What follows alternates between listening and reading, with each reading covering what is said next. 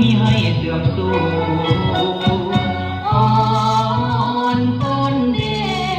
อ่อนต้นเดอ่อนผู้ไทยเมืองเว้นแผ่นดินของความเกื้อกูลให้คุณกินป่ามากอีกินข้าวห่อคำจุนเพื่อการุณฮักแทนแบ่งปันชาวเรนูร่วมใจพร้อมกัน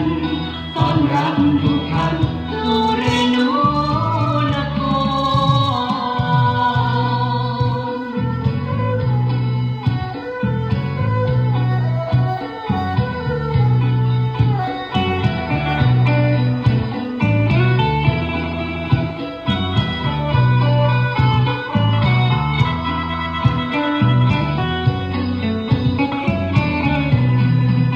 เรนูนครดอนดินของทิ้นผู้ไทย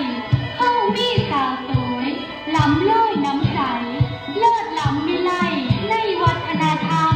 ยึดประเพณีของเก่าน้อมนำปู่ย่าพาทำเฮาสืบไว้มีให้เสื่อมสูญอ่อนต้นเด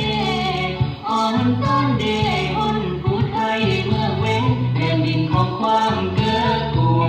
ลให้คุณกินป่ามากอีกินข้าวห่อคำจุนเพื่อการุณฮักแทนแบ่งปัน ชาวเรนูร่วมใจพร้อมกันต้อนรับทุกท่านสู่